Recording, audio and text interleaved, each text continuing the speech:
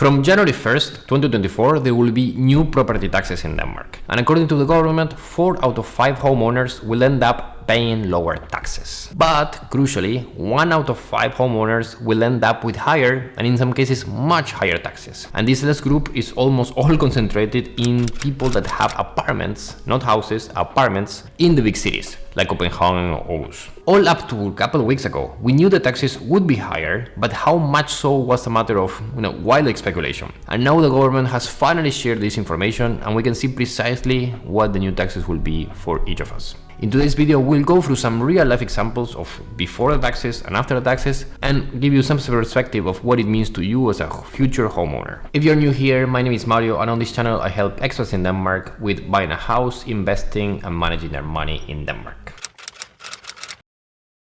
The tax law explained. So there are 2 property taxes in Denmark. First, you have the ejendomsværdiskat, which roughly speaking, this is the tax on the value of your property. So the higher the value of your property, hence the higher like the market price of your property, the higher this tax will be. And the second one is called grundskuld or ejendomsskatt. And this is the more common like land tax. So you pay on the value not of the property itself, but on the land the property sits in. Long story short, these taxes got skewed when the property prices increased big time over the past 10 years and were frozen at a certain level by the previous governments. Now there are new rules to better calculate these taxes at the current and future valuations, so including a bunch of new data, and there's a lot of explanations around it, which makes that the taxes will be more reflecting the value of the property and of the land. And as I said, for the majority of people, 4 out of 5, the government says, the taxes will end up being lower than they are now. But again, not for everyone, especially if you own an apartment in the big cities. But there's a crucial piece, and the government has made a setup now so only new buyers will have to pay the higher taxes, which means that if you bought your house or apartment before 2024 and it's all the way up to December 31st, 2023, if your taxes are going to be raising, you'll get an unlimited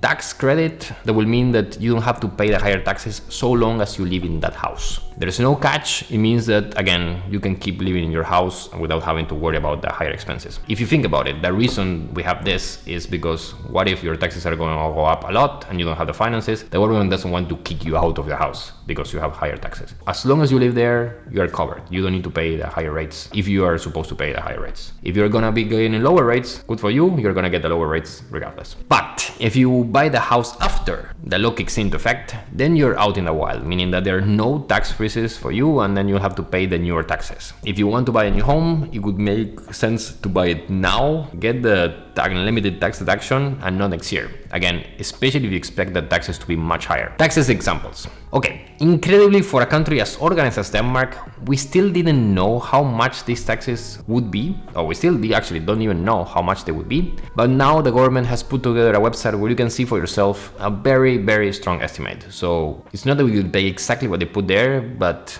like almost. And as a bit of background, the reasons we don't know what the taxes would be is, again, the taxes are based on the valuation of the property by the government and the valuation of the land. And we didn't know like these valuations until now the government put together this website. Now we know, basis on this, how much the taxes can be. And to my great surprise, though they are higher, like they are at the moment for a lot of people, they're not that much higher, and they will not break your budget. Now let's go through some examples. I'll go first from my own house example. I'll put the numbers up here, but you can see for the ejendomsværdiskat, I'm gonna be paying, or whoever buys the house will pay 21,885, which is a few thousand krona more than what I pay now, which is 18,375. And for the grundskuld, so for the ejendomsskatt, it will be 13,358, which is again a bit higher than the 11,000 something I'm paying now. Which means that overall I'm looking at 480 krona more per month if you would buy this flat versus what I pay now, which is, to be honest, a lot better than I expected, because we have this huge garden over there, which we actually need to pay taxes on.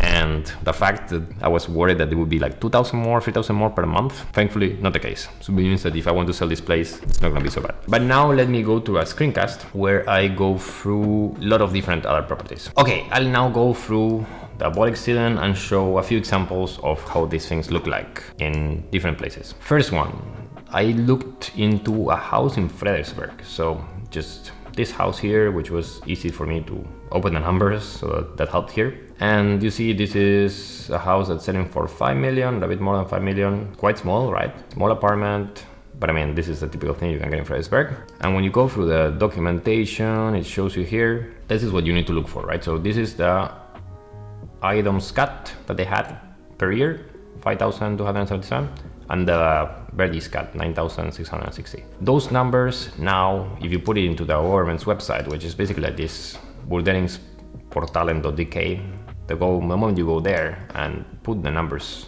for the property there, you'll see that we go to 19,160 and 7,237, which is again 12,000 krona more than the other one, so 1,000 krona more per month, which again is not nuts, not nice, but I mean, like, considering it was paying so little in tax for something so valuable, okay, you would say so. Next up, go to a Rakehus. So this is in Islandsbrugge, Niels Nergard 21, price of 9.5 million. We're talking about 132 square meters. Same thing, you go to the Salzopstilling. This is really good documentation always. And then you go here, scroll it down to the bottom. How much they're paying in egendomsskatt, 14,739. And how much is the verdiskatt, 15,000 something. Put the same property in the body thing here. You'll see that actually one of the taxes is lower, but the other one is much higher. And overall, if you look at the situation here, you end up again paying more, but not a crazy amount. Same you'd say here. I found this house in Ama, or like a house / Rakehus, which is quite big and is selling for 11.5 million, and the IRU are quite low. When you look into the things here, they pay still like a high egendomsskatt, verdiskatt quite low, and here you'll see that the verdiskatt has gone up, and the other one, it's still in a, like, not super crazy, but you do pay a lot more, but not something that would go crazy amount, right? So what I did find was one where things go a bit more bananas, and that is this one here. This is in Nordhavn. So again, like, I'm looking in Polixiden here, there's a lot of apartments and properties. I'm looking into apartments because we know houses would have lower taxes, so not focusing on that. I have been focusing on apartments and Rakehus. So some of the ones I was looking was around here. Now let's look at around Nordhavn. I just found expensive apartment, so this is 13.5 million. And you see this one has costs now of quite low actually. So we're talking about 21,000, 22,000 on egendomsskatt, 17,000, almost 18,000 on egendomsverdiskatt. They do pay a lot for the IFRN, but again, when you look at these two taxes, it's not a big deal. But when you put this into the calculator, you see that we go to pay, or this apartment goes to pay almost 80,000 when they were paying before, again, 21, like more than double than we're paying now at the moment. And again, 40,000 krona a year, it's a bunch of money. I mean, it's not that everyone has 40,000 krona laying around, which means that for people that want to go for these higher end apartments in Nordhavn, it's like, you better buy it now before you need to pay 40,000 krona more per year, regardless. Because that's one of the things, right? When you pay, for example, now a higher price, at the end of the day, maybe the prices still go down. The mortgages are, even with higher interest, with the deductions included and so on, not super expensive. The moment you had these taxes, you get them for life. So if you buy now, you basically get a 4,000 krona, in this case, tax deduction or tax credit for the rest of your life, so long as you live there. So if you plan to buy this place for the long term, it would make sense to buy it now. For the other ones, I would be like 1,000 krona a month. Not nice, but at the same time, it's not gonna break your budget as 40,000 per year. All right. But that's what I wanted to show on this law. Again, the way you go and see more is this Vurderingsportalen. You put in this basically calculator that they have, as you showed here, the numbers that you see of the property you want to see, and you'll see the same numbers you see in the Salzopstilling.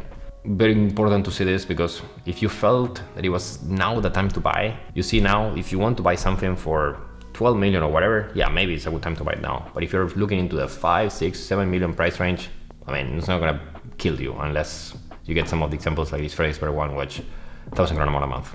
I don't know. If you're not finding the perfect apartment, you might wait. All right, that's it. If you want to hear my own take on the property market as it is at the moment, check this video out over here. Thanks for watching.